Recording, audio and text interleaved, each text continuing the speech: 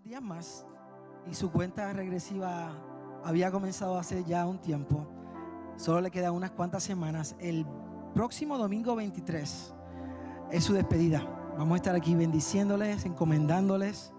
Quisiéramos regalarle un montón de cosas, pero no hay manera de que le envíen ni cajas, ni ropa, ni nada, porque no cabe en las maletas, ya no cabe más nada. Si usted quiere bendecirle, hemos continuado el fondo para el vehículo de Link Yamneris. Estamos bien contentos por lo que está pasando. La cumbre está viva. Y no solamente porque hay gente saliendo a otro país. La cumbre está viva porque tú estás aquí, tú estás sirviendo en tu hogar, en tu trabajo, en tu universidad, en tu escuela, en tu high school, en tu intermedia.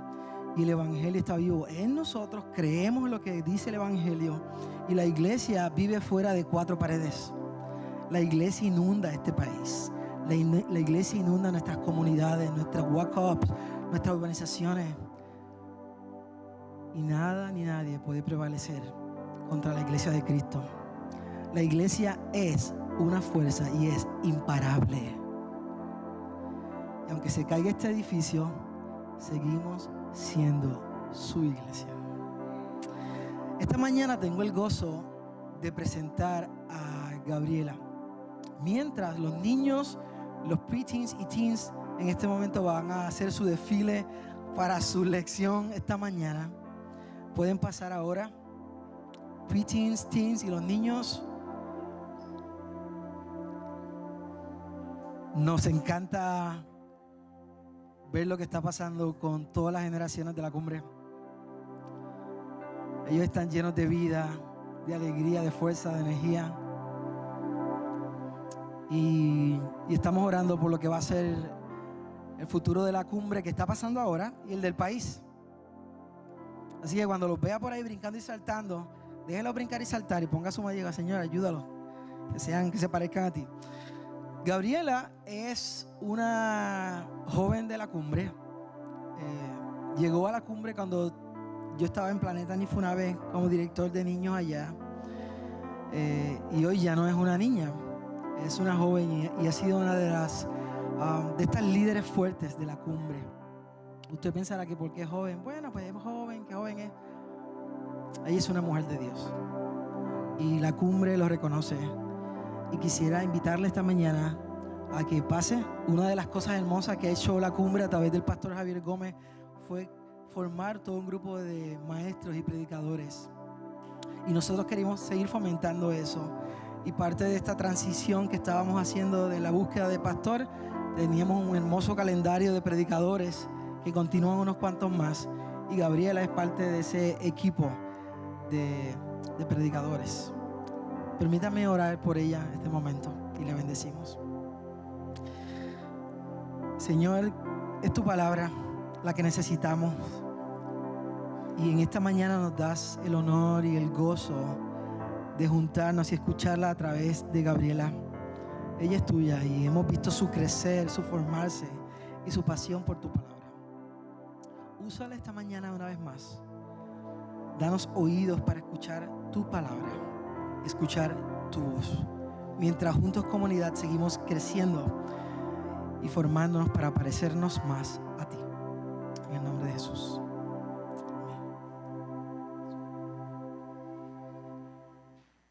Dios les bendiga. Soy bien contenta de poder estar aquí. Como dijo el pastor, mi nombre es Gabriela. Tengo el privilegio de servir con un equipo hermoso a la niñez de la cumbre. Así que quizás algunos de este servicio no los reconozco, probablemente a sus hijos, a sus sobrinos, a sus nietos sí. Les comparto que durante la adoración tuve que dejar de cantar en un momento dado, porque escuchar al equipo de adoración y escucharlos a ustedes me conmovió. Y traté de no llorar, pero lloré, porque era Dios diciendo: yo estoy en control, yo me encargué de la lectura que Jonathan iba a dar, de las canciones que seleccionamos, y este es mi mensaje. Así que confiamos en eso, en que realmente es su palabra, y ha sido Él desde la primera canción Es más, desde el primer abrazo que recibieron al llegar hasta ahora en su palabra. Así que esta mañana estaremos viendo de cerca el relato de la crucifixión según el Evangelio de Juan, que se encuentra en el capítulo 19, versículos 16 al 42. Una porción un poco larga, así que la voy a leer y luego la voy a dividir en 6 escenas para que podamos seguirla mejor y ver este suceso que cambió la historia con lujo de detalles. Y así dice la palabra de Dios. Así que se llevaron a Jesús. Él, cargando su propia cruz, fue al sitio llamado Lugar de la Calavera, en hebreo Gólgota. Allí lo clavaron en la cruz. También crucificaron a otros 2 con él, uno a cada lado y a Jesús en medio. Y Pilato colocó un letrero sobre la cruz que decía: Jesús de Nazaret, el Rey de los Judíos. El lugar donde crucificaron a Jesús estaba cerca de la ciudad, y el letrero estaba escrito en hebreo, en latín y en griego para que muchos pudieran leerlo. Entonces los principales sacerdotes se opusieron y le dijeron a Pilato: cambia la inscripción, el Rey de los Judíos, por una que diga: Él dice, yo soy el Rey de los Judíos. No, respondió Pilato, lo que he escrito, escrito está, y así quedará. Una vez que los soldados terminaron de crucificarlo, tomaron la ropa de Jesús y la dividieron en 4 partes, una para cada uno de ellos. También tomaron la túnica, la cual no tenía costura y había sido tejida de arriba abajo en una sola pieza. Así que dijeron: en lugar de rasgarla, tiremos los dados para ver quién se la queda. Con eso se cumplió la escritura que dice: se repartieron entre ellos mis vestimentas y tiraron los dados por mi ropa. Así que eso fue lo que hicieron. Estaban de pie junto a la cruz la madre de Jesús, la madre de María, la hermana de su madre, María, la esposa de Cleofas, y María Magdalena. Cuando Jesús vio a su madre al lado del discípulo que él amaba, le dijo: apreciada mujer, ahí tienes a tu hijo. Otras versiones simplemente dicen: mujer, aquí tienes a tu hijo.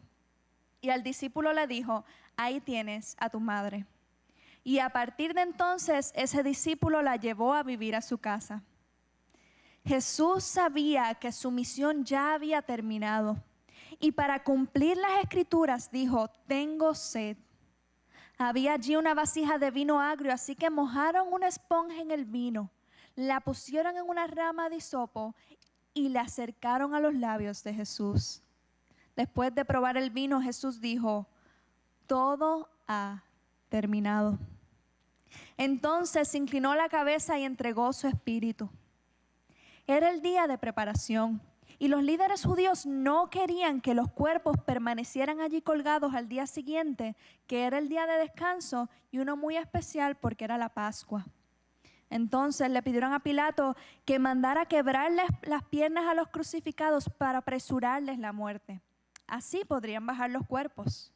Entonces los soldados fueron y les quebraron las piernas a los 2 hombres crucificados con Jesús. Cuando llegaron a Jesús vieron que ya estaba muerto, así que no le quebraron las piernas. Sin embargo, uno de los soldados le atravesó el costado con una lanza y de inmediato salió sangre y agua. La información anterior proviene de un testigo ocular que presenta un relato fiel.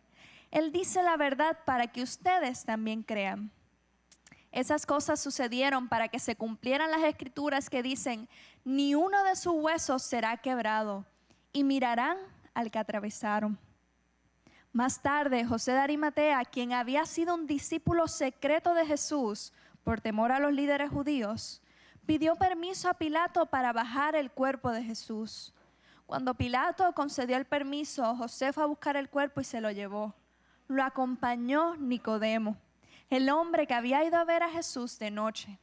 Llevó consigo unos 33 kilos de ungüento perfumado, una mezcla de mirra y aloe. De acuerdo con la costumbre de los entierros judíos, envolvieron el cuerpo de Jesús untado con las especies en largos lienzos de lino. El lugar de la crucifixión estaba cerca de un huerto donde había una tumba nueva que nunca se había usado. Y como era el día de preparación para la Pascua y la tumba estaba cerca, pusieron a Jesús allí. Hermanos, así dice la palabra de Dios. La hora había llegado. Desde el comienzo del Evangelio de Juan, vemos a Jesús en múltiples ocasiones aclarar que su hora no había llegado. Y vemos a Juan explicando que ciertas cosas no sucedieron porque la hora o el momento no había llegado. Pero ya la hora había llegado. Ya Jesús había estado con sus discípulos, preparándolos para este momento, orando con ellos. Ya Jesús había sido traicionado. Ya Jesús había entregado voluntariamente a las autoridades romanas. Ya Jesús había estado ante Anás, ante Caifás y ante Pilato. El inocente había sido declarado culpable sin justa causa. La sentencia había sido anunciada: crucifixión. Al observar los versos que acabamos de leer, haremos bien en recordar las palabras del mismo Juan cuando estableció el propósito de su libro. Estas cosas se escribieron para que ustedes sigan creyendo que Jesús es el Mesías, el Hijo de Dios, y para que al creer en Él tengan vida por el poder de su nombre. Vamos a comenzar a ver este suceso que cambió la historia por completo más de cerca. Y como les dije, es tan largo que lo dividí en sucesos o escenas para que fuese más fácil de seguir. En la primera escena de este relato vemos a Jesús cargando su cruz. Y a diferencia de los otros evangelios, Juan enfatiza en que Jesús cargó su cruz solo. Él cargó su propia cruz, al menos por un tramo. Juan omite el detalle de que Simón de Cirene ayudó en algún momento a Jesús a cargar su cruz, detalle que todos los otros evangelios incluyen. Y Juan lo omite no porque no haya sucedido, sino porque parece querer enfatizar que Jesús realizó su obra solo. Aquí estaba Jesús, su maestro, cargando su propia cruz. ¿Imaginan a Juan recordando las palabras que Jesús mismo había dicho anteriormente? Todo aquel que quiera ser mi discípulo tiene que negarse a sí mismo, cargar su cruz y seguirme. Estoy segura de que esas palabras tomaron otros significados para aquellos que ahora veían la lección cobrar vida. Jesús cargando su cruz para ser crucificado en el Gólgota. Jesús cargando la cruz que Juan no podía soportar, la cruz que usted podía soportar, la cruz que yo no podía soportar. Luego Jesús es clavado en la cruz. Junto a Jesús se encontraban otros dos hombres. Lucas nos da un relato más completo sobre la interacción de Jesús con estos hombres y nos aclara que estos dos hombres eran ladrones. Juan, en cambio, no da mucho detalle al respecto, pero vemos en él una intencionalidad de dejarnos claro dónde estaba ubicado Jesús en relación a estos dos hombres. Crucificaron a otros dos con él, uno a cada lado y Jesús en el medio. Aquí se encontraba, amados, la luz del mundo entre tinieblas, el santo haciéndose pecado de una forma concreta. Jesús en medio, uno entre pecadores, haciendo referencia a cómo Jesús se hizo pecado de una forma mucho más abstracta y mucho más abarcadora, hasta el punto que incluye nuestro pecado.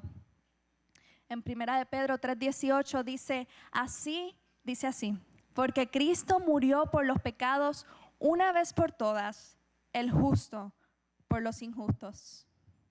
En la cruz de Jesús, un letrero había sido colocado por el mismo Pilato. Un letrero que enfureció a los principales sacerdotes cuando lo leyeron. El letrero leía así: Jesús de Nazaret, el Rey de los judíos. El letrero, amados, era parte normal del proceso de la crucifixión. En aquellos tiempos, Luego del juicio y de la condena, el juez pronunciaba la sentencia y un cartel o un letrero anunciaba el crimen cometido. Pilato escribe el crimen: Jesús de Nazaret, el rey de los judíos. Como se podía esperar, los principales sacerdotes se oponen a esta inscripción al punto de exigirle a Pilato que lo cambiara.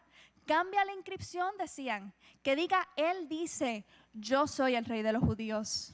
Sin embargo, Pilato sin titubear dice: lo que he escrito, escrito está y así quedará. Amados, si recordamos la predicación de nuestra hermana Dorita hace unos domingos atrás y lo contrastamos con esta ocasión, podemos ver aquí una autoridad que Pilato no había ejercido anteriormente ni siquiera en el juicio. En el juicio vimos a Pilato vacilando entre su propia conciencia y su amor por el poder. También vimos a Pilato finalmente cediendo a estos mismos líderes judíos, a pesar de su propia opinión y a pesar de las insistencias de su esposa. En cambio, en esta ocasión, Pilato se muestra inflexible ante la petición de los principales sacerdotes. Lo que he escrito, escrito está y así quedará. Pensemos en el letrero. Pilato muy posiblemente escribió estas palabras solo para molestar a los principales sacerdotes. Pilato había dejado muy claro durante el juicio que él no encontraba culpable a Jesús. Sin embargo, su propia silla de poder pesó más, así que lo condenó a muerte cumpliendo el deseo de estos líderes religiosos. Como último intento de molestar a estos hombres que tanto lo habían molestado, como un esfuerzo de vengarse de alguna forma, Pilato coloca las palabras que sabe que van a hacer que los principales sacerdotes se molesten y se molesten de verdad. Este es Jesús de Nazaret, el rey de los judíos. Lo interesante es, hermanos, que aquí hay mucho más que un deseo de Pilato de salirse con la suya de alguna forma. Aquí está ese doble sentido, en el mejor sentido de la palabra, que se ha vuelto típico en el libro de Juan, donde ni siquiera el que hace el cartel está consciente del mismo. Juan no ve burla. Juan no ve a Pilato vengándose de alguna forma. Juan ve la verdadera identidad de Jesús plasmada en lo alto para que todos pudieran leerla.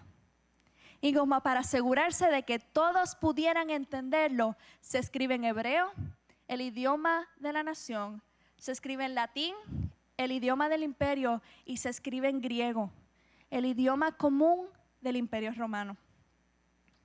Este es Jesús de Nazaret, el rey de los judíos. Todos podían leerlo y todos podían entenderlo. Los tres idiomas representan todo el mundo conocido en ese momento. De esta forma, la identidad de Jesús es proclamada a todos. Y esta palabra todos, sabemos que ha sido bien importante en el Evangelio según Juan. Pues de tal manera amó Dios a todo el mundo que dio a su Hijo para que todo aquel que cree en Él no se pierda. Y todos los que creyeron en Él se les dio el derecho de ser hijos. Y aquí a todos estos, a través de este letrero, pueden ver el reinado universal de Jesús. El mismo Pilato que horas antes había escuchado a Jesús decirle que su reino no era de este mundo, fue usado por Dios para cumplir su plan mayor y para proclamar ese reino trascendente a este mundo. Es Dios usando a Pilato en su vacilación, cuando Pilato finalmente cede a los deseos de los líderes religiosos y condena a Jesús a la crucifixión. Y es Dios usando a Pilato en la autoridad limitada que le dio a la hora de escribir este letrero. Este es Jesús de Nazaret, el rey de los judíos. Este es la palabra encarnada revelando su gloria de una forma que va más allá de la autoridad de los principales sacerdotes, que va más allá de la autoridad de Pilato y que va más allá incluso de la autoridad del mismo César. Las palabras del letrero es la manifestación visible de la soberanía de Dios, proclamando su verdad y cumpliendo sus propósitos en la misma cancha de su enemigo. Este es Jesús de Nazaret, el rey de los judíos. En la próxima escena vemos a los soldados. Los soldados acaban de crucificar a Jesús y comenzaron a dividirse la ropa de Jesús. Esta práctica de los soldados era normal e incluso hasta esperado. Así que los soldados, luego de crucificarlo, toman las vestiduras para ellos, pero sobra una capa que ha sido tejida con una sola costura de arriba abajo.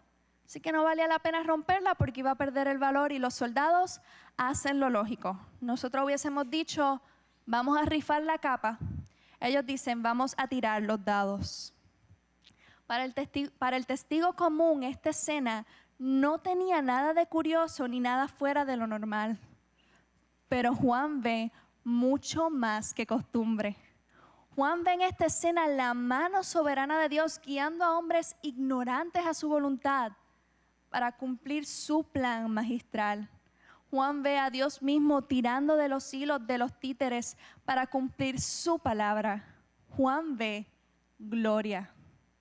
Juan nuevamente ve la soberanía de Dios demostrada y su perfecto plan lleno de amor llevándose a cabo tal y como estaba escrito, ocurriendo tal y como tenía que ocurrir. La próxima escena de este relato es más íntima. Ya dejamos de ver a los que estaban involucrados en la crucifixión, los soldados, los líderes religiosos, Pilato. Y ahora nos movemos a ver los que lloraban y sufrían la muerte de Jesús. Jesús no estaba completamente solo. Junto a él habían 4 mujeres y un discípulo. Es ahí que Jesús se dirige a su madre. Barclay dice de esta porción lo siguiente: hay algo infinitamente conmovedor en el hecho de que Jesús, en la agonía de la cruz, cuando la salvación del mundo estaba en juego y dependía exclusivamente de Él, considera la soledad en que quedaría su madre en los días por venir. Él nunca olvidó los deberes que le concernían y que estaba en su mano cumplir. Hermanos, aquí vemos a Jesús preocupándose por su madre, preocupándose por su bienestar, luego de que Él ya no estuviese de una forma física con ella. Aquí vemos a Jesús preocupándose por las necesidades de otros a pesar de su propio sufrimiento.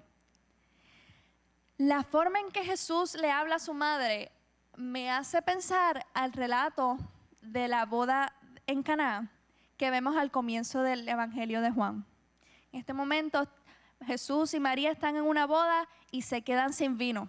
Así que María va donde Jesús y le dice, mira, el vino se acabó. Y Jesús le dice, mujer, todavía no ha llegado mi hora. Como leímos, la Nueva Traducción Viviente adorna un poco y no dice mujer, dice apreciada mujer. Pero la forma de Jesús dirigirse a su madre es, mujer, he aquí tu hijo. Sí, Jesús amaba a su madre y se preocupó por su bienestar aún durante la agonía de la cruz. Pero Jesús seguía siendo Dios y había venido al mundo para cumplir la voluntad de su Padre. Y aún en la cruz Jesús tenía eso muy claro.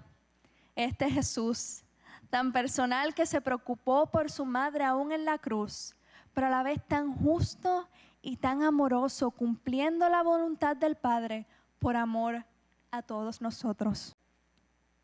Hago una pausa antes de continuar a la próxima escena. Juan en su prólogo escribe unas palabras que permean todo su libro. Entonces la palabra se hizo hombre y vino a vivir entre nosotros. Estaba lleno de fidelidad y amor inagotable y hemos visto su gloria, la gloria del único Hijo del Padre. Cuando yo era pequeña, veía las imágenes del Cristo crucificado y lo menos que pensaba era en gloria. Recuerdo mi abuela paterna en su cuarto tiene una imagen del Cristo crucificado y la llevo viendo desde pequeña. Y recuerdo que cuando crecí, llegaron mis primos más pequeños que yo, decían, abuela, Jesús se ve triste, Jesús está llorando. Sin embargo, esta no es la imagen que Juan nos presenta aquí. Y síganme, Juan no opaca la dura y cruel realidad de la cruz pero tampoco la resalta. En esta porción de la Escritura no vemos burlas de los principales sacerdotes, no vemos burlas de los que pasan y ven a Jesús, ni de los ladrones que están a su lado. No vemos detalles acerca de su aspecto, no vemos el cielo oscurecer, sino escuchamos el grito de agonía que Jesús le dirige a su Padre. Detalles que encontramos en todos los otros evangelios. Con esto, mi propósito no es desacreditar el duro sacrificio de Jesús. La crucifixión sí es, e incluso era considerada por los romanos un horror. Cicerón lo describió como la muerte más cruel y aterradora, y lo fue. Lo que quiero decir es que el énfasis de Juan no está en describir lo aterrador y cruel de la crucifixión. Cuando Juan ve la crucifixión de Jesús, Juan ve la gloria del único Hijo del Padre. La cruz, hermanos, no es la precuela a la gloria del Hijo de Dios revelada en la resurrección, no. Desde la cruz, Jesús revela su gloria. Y ahora los invito, sigan conmigo a examinar esta porción del relato, que es la muerte de Jesús, para tratar de verla como Juan la ve. ¿Sí? ¿Siguen conmigo? Okay.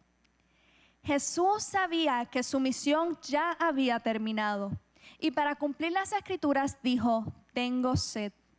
Como aquel que en preparación para decir algo sumamente importante se moja la garganta para asegurarse de que cada palabra salga con fuerza y claridad. Jesús toma el vino agrio y dice, consumado es, todo ha sido terminado. Aquí está Jesús, 100% hombre, teniendo sed, algo tan natural para nosotros seres humanos. Y 100% Dios, proclamando las palabras que marcarían toda la historia. Todo ha sido terminado. Luego Jesús inclina la cabeza y entrega su espíritu. Hermanos, la frase Jesús sabía es un patrón en el libro de Juan. Jesús sabía las intenciones de los hombres. Jesús sabía las inquietudes y las dudas de sus discípulos al punto de contestarlas antes de que ellos las expresaran. Jesús sabía quién lo iba a traicionar y sabía a qué había venido. Jesús sabía que el Padre le había dado autoridad y que había venido de Dios y que regresaría a Dios. Jesús sabía que era necesario que fuese levantado en la cruz. Sabía las consecuencias de su muerte, que su muerte traería muchos granos nuevos, una abundante cosecha de vidas nuevas. Jesús sabía exactamente lo que hacía en la cruz. Jesús nunca estuvo a la merced de un imperio sin opción alguna. Jesús siempre tuvo todo el control de la situación. Este es un hombre que se entregó voluntariamente a las tinieblas para que este momento ocurriera. Y mientras ocurría, Jesús no era una víctima pasiva, no. Jesús era, aún en la agonía de la cruz, Dios soberano que estaba en control de la sentencia que había dictado Pilato, que estaba en control de lo que Pilato había escrito en el letrero, que estaba en control de lo que los soldados hicieron con sus vestiduras, incluso que estaba en control de la fecha en el calendario cuando su muerte ocurriría. Jesús sabía.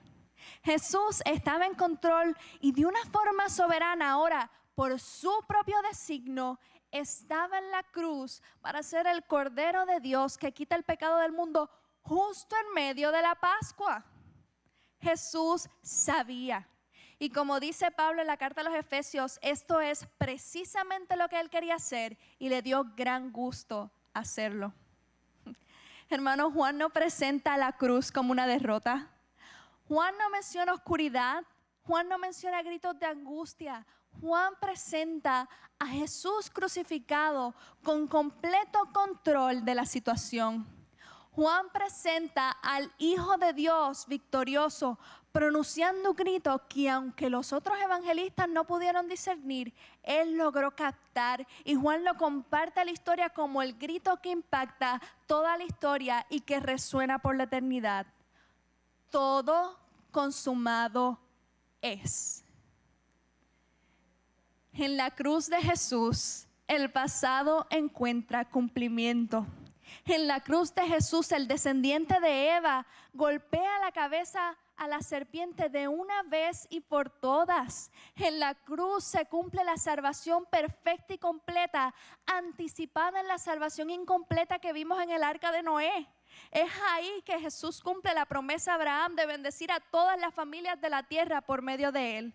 En la cruz está Jesús cumpliendo el pacto unilateral que hizo con Abraham. Es él cumpliendo lo que dijo cuando caminó por las mitades de los animales muertos. Es Dios proveyendo el cordero para la ofrenda quemada para que Abraham no tuviese que sacrificar a Isaac. Es Jesús cumpliendo con toda la ley entregada a Moisés. Jesús en la cruz está haciendo el sacrificio completo y perfecto por los pecados del mundo, logrando lo que los sacrificios de los sumos sacerdotes no pudieron lograr. Jesús en la cruz cumple la promesa hecha a David de un rey eterno. En la cruz vemos a Jesús amando hasta lo sumo. Todo consumado es. Todo está terminado, hecho, completado. En la cruz de Jesús, el futuro encuentra propósito. Huesos secos cobran vidas al escuchar y entender lo que fue consumado por ellos. Porque todo fue consumado, tú y yo no tenemos que afanarnos e intentar de llegar a Dios por nuestras propias fuerzas. Todo consumado fue, todo fue hecho, tenemos camino al Padre. El velo ha sido rasgado. Pecados perdonados de una vez y por todas, precio pagado por completo. Todo consumado es.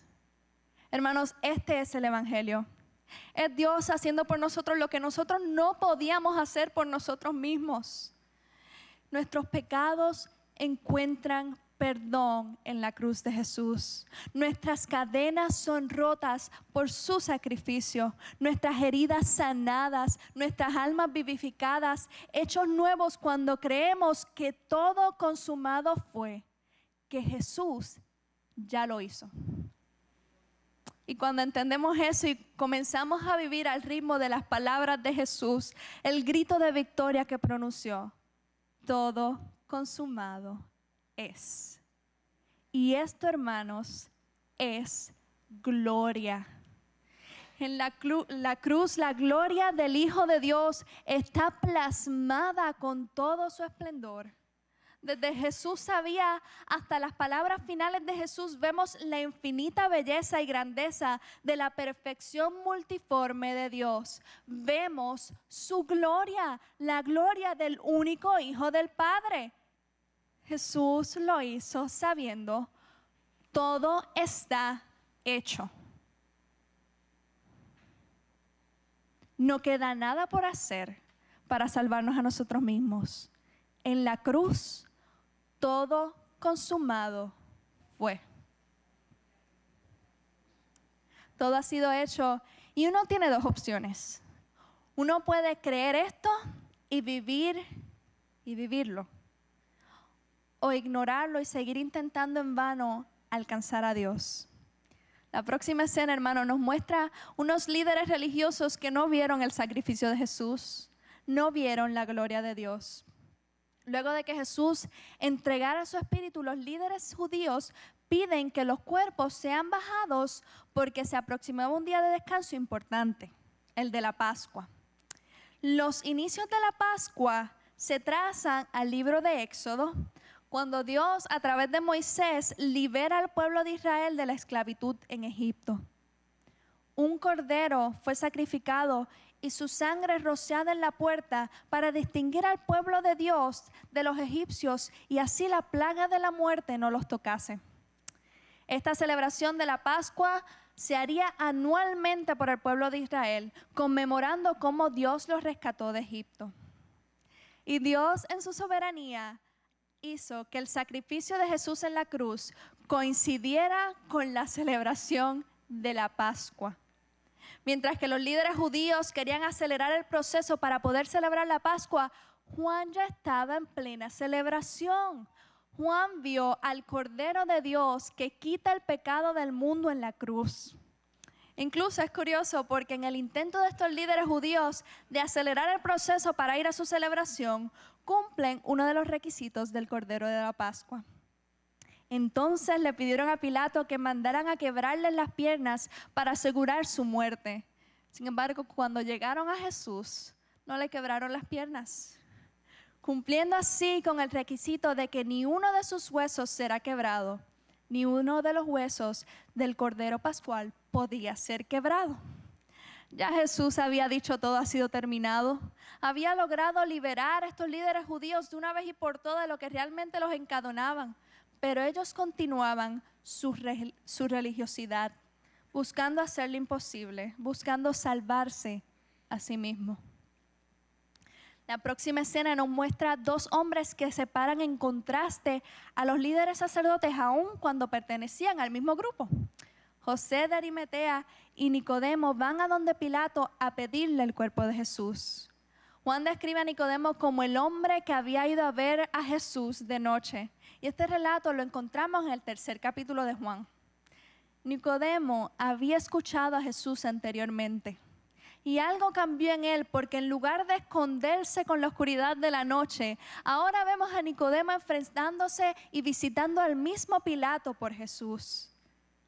Quizás las palabras de Jesús resonaban en la mente de Nicodemo y su corazón palpitaba de emoción cuando recordaba a Jesús decir: y así como Moisés levantó la serpiente de bronce en un poste en el desierto, así deberá ser levantado el Hijo del Hombre para que todo el que cree en él tenga vida eterna. Quizás Nicodemo no pudo quedarse tranquilo atando cabos, por fin entendiendo las palabras de Jesús que en aquel momento le parecieron tan confusas. Juan resalta la cantidad de especias que llevaba Nicodemo para el cuerpo de Jesús. Una cantidad mucho más de lo normal, una cantidad digna de un rey. Quizás Nicodemo vio, al igual que Juan, gloria en la cruz de Jesús y daba más de lo que debía por aquel que había sido levantado para que él tuviese vida. Quizás ahora el letrero le hacía sentido: este es Jesús de Nazaret, el rey de los judíos. Quizás ahora Nicodemo entendía que para él era imposible nacer de nuevo, pero que ahora Jesús ya lo había terminado todo.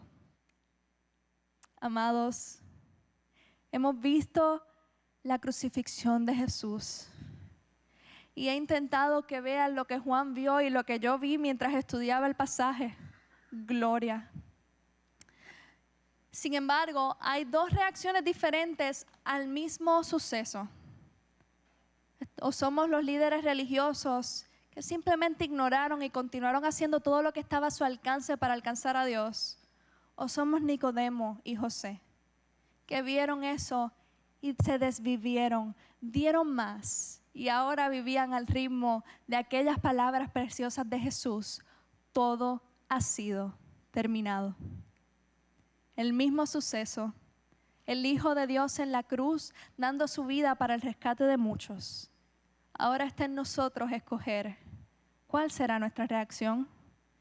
¿Qué vemos? ¿Vemos gloria o seguimos ciegos?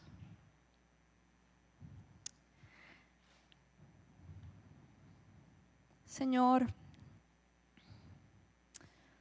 tu palabra ha sido expuesta y tu palabra tiene poder para abrir ojos, para abrir oídos y para que podamos ver lo que tú quieres que veamos. Señor, tú dices que tu palabra nunca torna atrás vacía. El deseo de mi corazón es que nos abran los ojos y aun cuando nuestra explicación sea como la de aquel ciego que dijo: mira, yo no sé, yo antes no veía y ahora veo, que podamos ver tu gloria, Señor, porque realmente se trata de la vida o la muerte. Gracias, Señor, porque todo ha sido terminado. Para aquellos que ya hemos abrazado estas palabras y vivimos al ritmo de esta frase victoriosa, ayúdanos a recordarlos. Cuando nuestra carne nos mueva a tratar de ganarnos tu aprobación, Ayúdanos a ver a Jesús y a escuchar sus palabras. Todo ha sido terminado. Que lo que hacemos no nos mueva un deseo de buscar la salvación, sino un deseo de agradarte y de darte, así como Nicodemo, lo que tú mereces como Rey. Señor, aquellas personas que no han visto gloria, abre sus ojos. Sigue usando a tu Espíritu Santo para calar en sus corazones, porque también por ellos todo ha sido terminado. Todo ha sido consumado, Señor. Que sigamos meditando en el poder de tu evangelio para salvarnos y acercarnos a ti. Y que sigamos proclamando al mundo que tanto necesita escuchar lo que fue hecho por ellos. En tu nombre, Señor, y para tu gloria. Amén.